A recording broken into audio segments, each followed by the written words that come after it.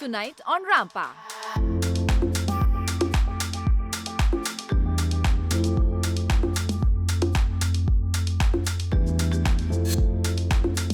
How do you define being a beauty queen? Now, even after the glitz and glamour is wala na. Beauty has been redefined, diba? After so many years, Bea, you know this, but things have really changed. But I think what remains is the confidence in oneself. Pero ikaw po yung pinakamagandang babae sa balat ng lupa. I saw that movie. How much courage did it take you to do that movie? Nothing. It did not mean anything because I really ride and it's funny, when I did it, I didn't know it was anything to use a bra or not to use mark. But when I went there, I didn't realize that's how movies were made.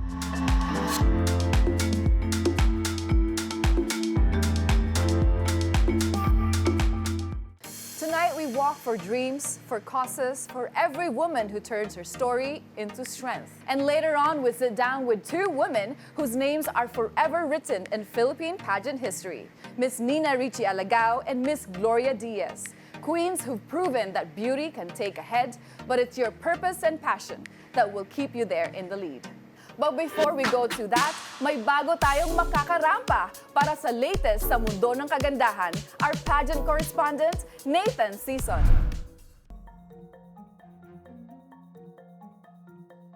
And on our striding news, Bea, nagkakagulo na ngayon sa MUO and it could affect the journey of our very own Maria Atisa Manalo. Big changes just as vast as the universe are unfolding at the Miss Universe organization, marking a new chapter in its global leadership. Just days before candidates started arriving in Thailand, creditors of JKN Global Group, the Thai company that owns Miss Universe, have appointed Grant Thornton as the new planner overseeing JKN's rehabilitation. This follows JKN's bankruptcy filing, meaning former CEO and Jakra Jutatip no longer holds operational control of the pageant. Well, from now on, key decisions and financial matters will be handled by Grant Thornton and JKN's creditors, placing Miss Universe under new management. And adding to the shakeup, Mario Bucaro, former MUO Vice President for International Relations and a diplomat from Mexico, has been named the new Chief Executive Officer of the organization. Now, the question every Filipino pageant fan is asking: what does this leadership change mean for our very own Atisa Manalo? Well, with the new CEO and management on board, it's really hard to predict pa what kind of queen this new era will favor. But one thing's for sure, we know a Miss Universe when we see one. And in Atisa, we see elegance, determination, and a complete package ready to rise above any leadership change. And as the world turns its eyes to Bangkok, let's give our full support to Atisa as she represents the Philippines in this exciting new era of Miss Universe. Thailand is very similar to the Philippines when it comes to the warmth. In developing news, the start of the week was chaotic as Miss Universe started. MUO issued a statement reminding the public that any event or activity not coursed through the official channels is unauthorized. This was in reference to the special dinner and talk show led by Mr. Nawat Ragrisil, head of the host country's production team. The Miss Universe Thailand Facebook page later clarified that the event was authorized as part of the agreed package with the host organization. Well, authorized or not, Atisa remains number one in fan voting with an impressive 1.9 million votes. And meanwhile, in other pageant news, Miss Earth 2025 held its Beauty of Face pre-judging round last Saturday at Diamond Hotel. The segment showcased contestants' bare-faced beauty and confidence. The Miss Earth Coronation Night celebrating its silver anniversary happens November 5 at Tocada, Manila, where new eco-warriors will be crowned. This has been Coach Nathan Season for Striding News.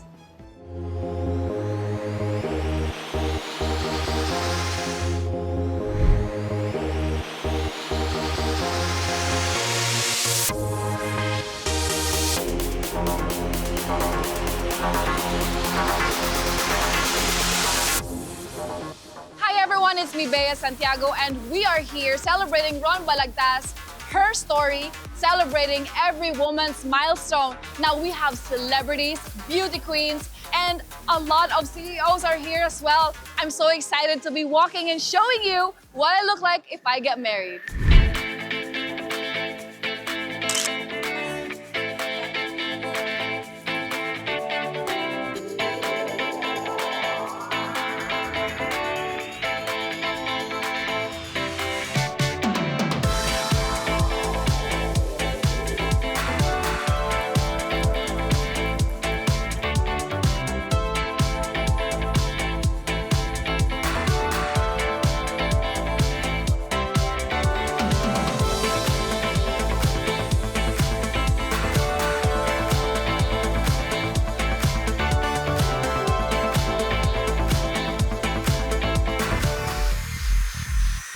Today, we gather together to celebrate our story, her story, a woman's milestone. Tell their story. And this is God's gift for us, for everyone. And having Project Pearls as our beneficiary, it really came from what I've dreamt of, right? Partnering with Crown Plaza, we have the same thoughts of like, helping the new fashion designer, which is really great. I believe in Ron Balagtas because since his graduation, I've seen how he stepped up. As what I've been saying, it's not just like walking because you're beautiful, but the most important is what's in your heart. Like walking, every time I produce a fashion show, I make it sure that it's with the heart and helping the community.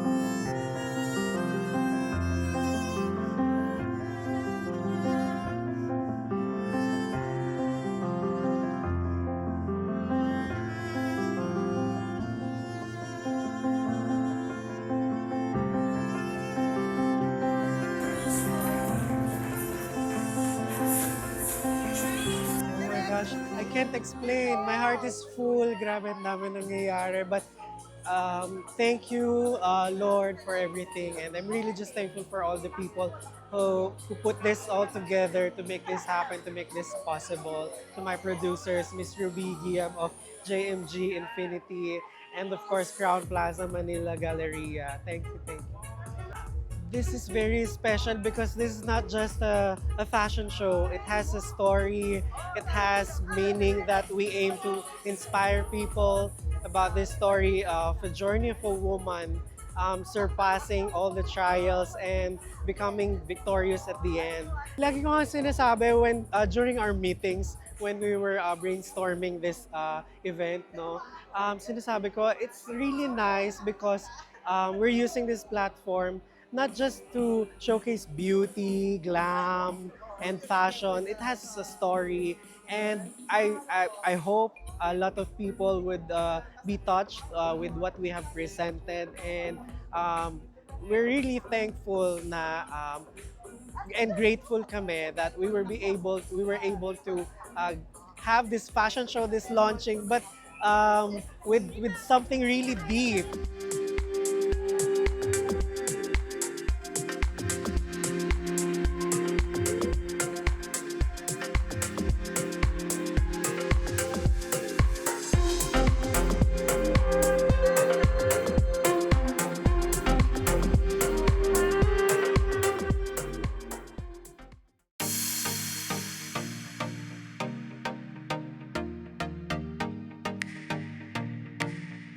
from the runway, let's move to a woman whose words inspire as much as her walk. The queen who ate the microphone and made Q&A her winning moment. Here's my conversation with the ever iconic Nina Ricci Alagao. Ladies and gentlemen, Miss Nina Ricci Alagao, Binibining Pilipinas 2000, Oh. the Millennial Queen herself in the flesh. Hello, Bea. How are you? I'm good. How about Hey, guys, you? it's been a I long love while. your So- gown. What you're wearing? What I'm wearing Ron Balagtas for this evening's very special. Napaka-elegante as you are. As are you. Alam niyo po ba, matagal na po kaming magkakilala and she's one of my most favorite beauty queens. Oh, wow. I love that. Because of her beautiful face and super nangangain siya ng microphone, guys. Oh, my God. One of the most iconic Man. Q&A beauty queens to study sa lahat ng mga beauty queens dyan na aspirant. Siya po yung pag-aralan ninyo when it comes to Oh, wow. Q&A Bayan. because she can eat the microphone. Oh, wow. But you know, Bea, times have really changed. And it's good to know that all of these years I have stayed as an inspiration to a lot of women who aspire to be beauty queens. Yes. You know, you've worn so many crowns. You're a creative. You're also not just a beauty queen, you're a mom. You're a newscaster. Nowadays, how do you define yourself? As not just... Nakatingin kayo na parang, ano kayang gusto niyong marinig na sagot? Siyempre, whatever it is that's true to you. Actually, I believe na anyone, any woman can be anything that they believe they can be. Wow. Diba? Kasi all of these years, parang I never really did imagine when I was a young girl na I'd be a beauty queen, na I'd be doing newscasting someday, and I had to be in my 40s to start doing that. So you're never too old to start anything, and at whatever age, so long as you believe you can be someone, you can be. Wow. So, diba? If you want to be a queen, Oo. in your head, you're a queen, it'll shine. Oh, wow. So, actually, that's the second question. In your journey, how did the art of self-expression evolved? Siyempre, from being a beauty queen, now you're a newscaster. Like, how do you maintain being a beauty queen and also yourself in this new career you have now? I think that it's something that you gain through the years. As you get older, you become more confident. Your experiences will make you a better person. I'd like to believe that it's a method for you, diba?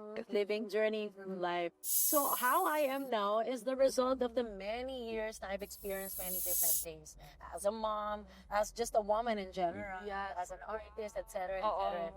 So, through the years, as a woman, how do you define being a beauty queen? Now, even after the glitz and glamour is wala na.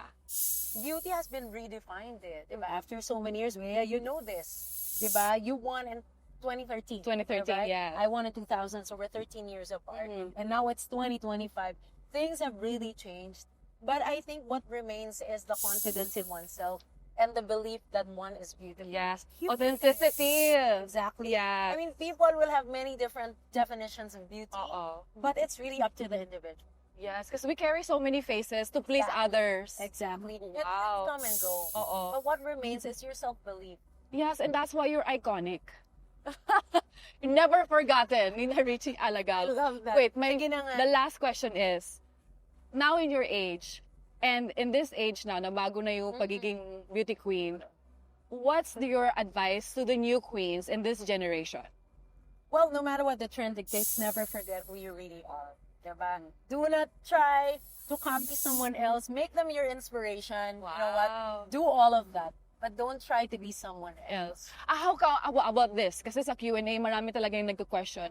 What's your biggest advice? Kasi nanglalaman ka talaga ng Q&A. So, for Q&A, ano yung biggest advice mo? Para sa mga girls now.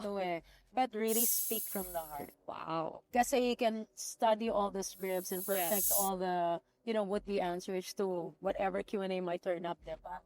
But it's really when you speak from the heart that people can tell that you're speaking genuinely and you're speaking out your thoughts and your feelings. Pinag-usapan natin kanina kasi medyo robot na daw yung mga new girls. Ano yung masasabi mo sa mga, syempre they're trying to please para makapasok sila sa league of being a beauty queen. Ano yung gusto mong iparating sa mga girls who think na they have to copy or they have to be robotic or they have to be yung very boxy para maging beauty queen? Yun na nga, even if you study your Q&A and you memorize certain lines, diba, that are medyo cookie cutter type of questions, diba? Never ever forget to incorporate who you really are.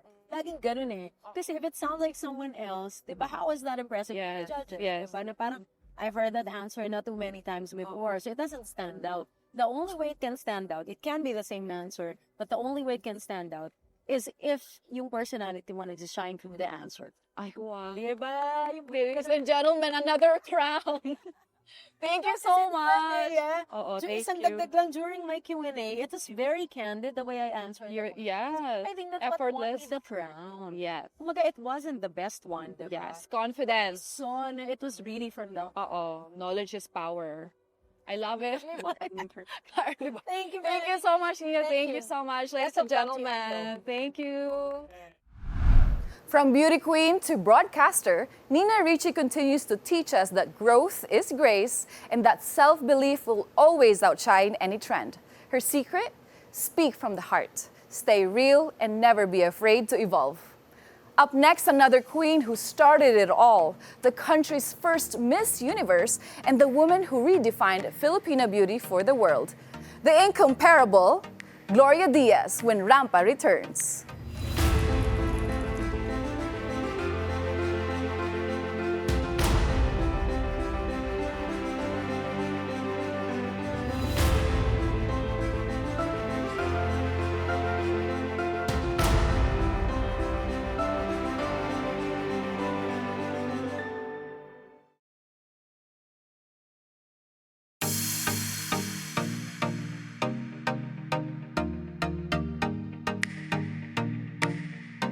She was the first Filipina to conquer the universe, elegant, fearless, and unforgettable.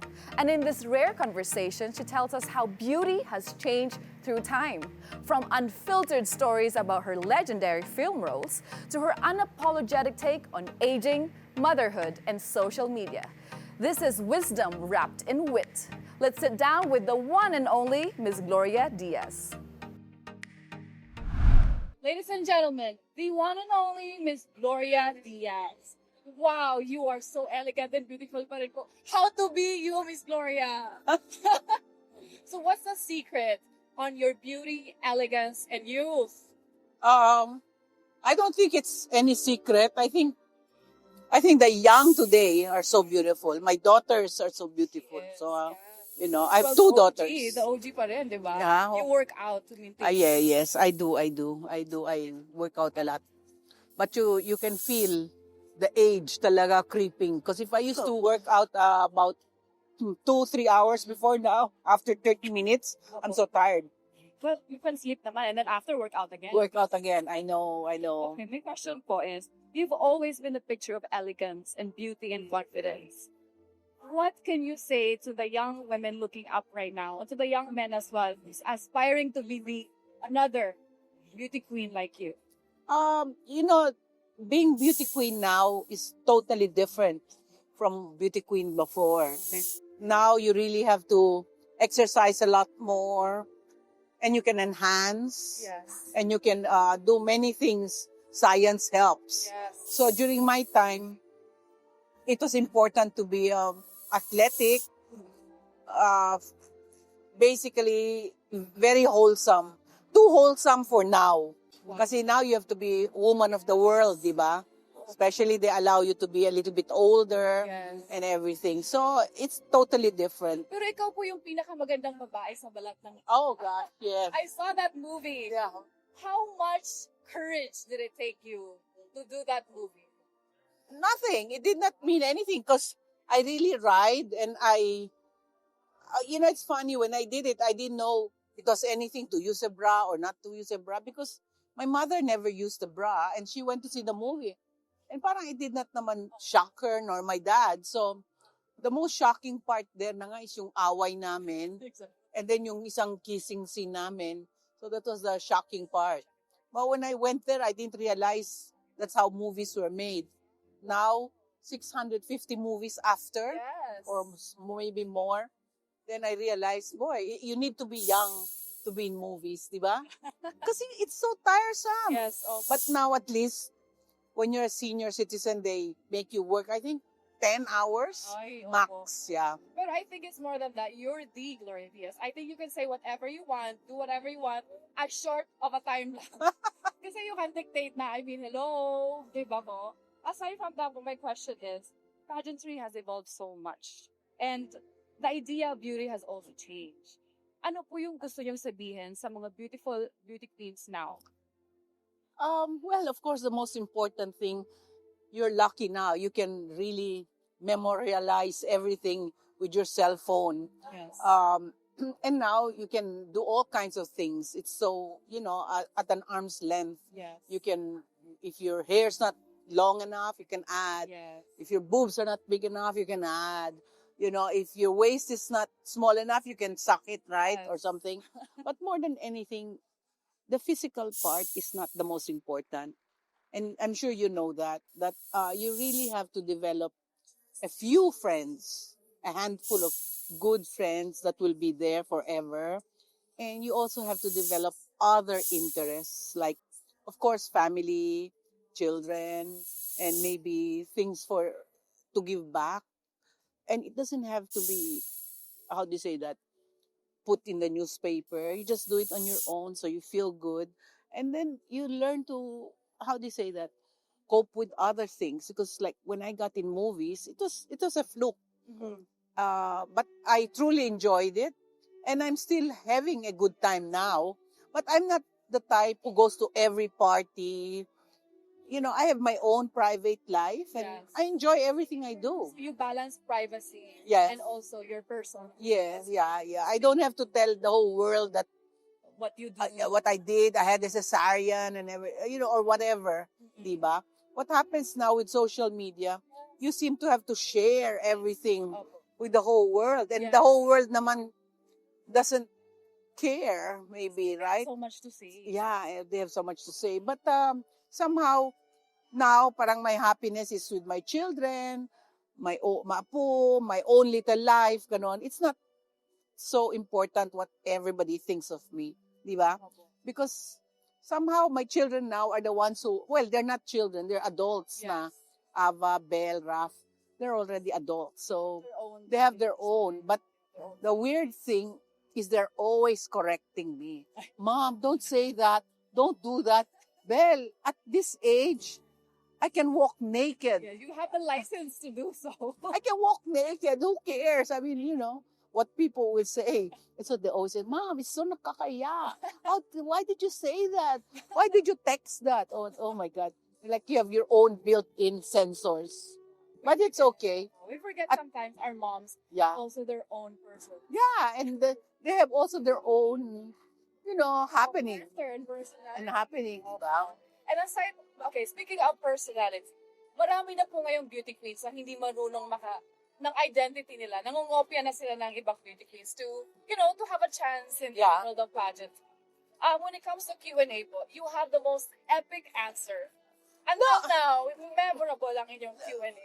No, the thing is, I always think of the contestant. I always think of them as Belle or Ava. So I always try to give them the simplest question, like, who's your best friend and why? Yes. And then they come up with these unbelievable answers. Because actually for me, it's not the content of what they answer, as long as it's not really stupid.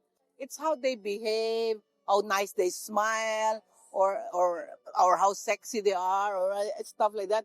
But sometimes it's misconstrued that I'm trying to give a very complicated question, and then the contestant comes up with very big words. I hardly understand. But trying to impress the Gloria, ganun po yun. Well, I don't know. I think most of the judges, especially the men, they want to see them smile, laugh. Yeah. I never heard a contestant nga laugh loud di ba? Medyo serious na. Oo nga masyadong. So, thank you po again. Thank you for your words of wisdom. Napaka-elegant pa rin. Thank you so much. Thank you. Thank you. Thank you. She's bold, brilliant, and beautifully honest. From reminding us to find joy in privacy to celebrating life beyond the spotlight, Gloria Diaz shows that true beauty stands the test of time. Her secret? Keep your humor, your humility, and a handful of real friends. Because at the end of the day, that's the kind of crown that never fades.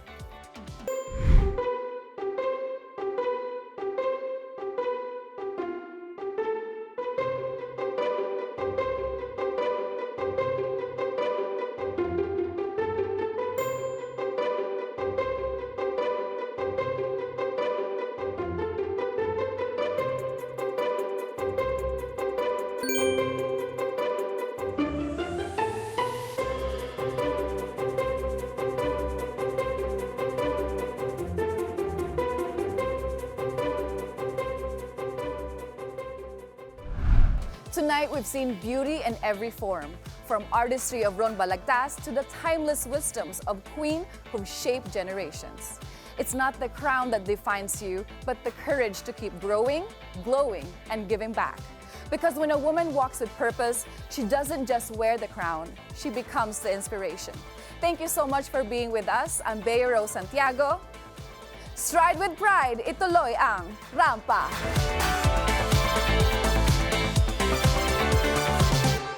Next week on Rampa.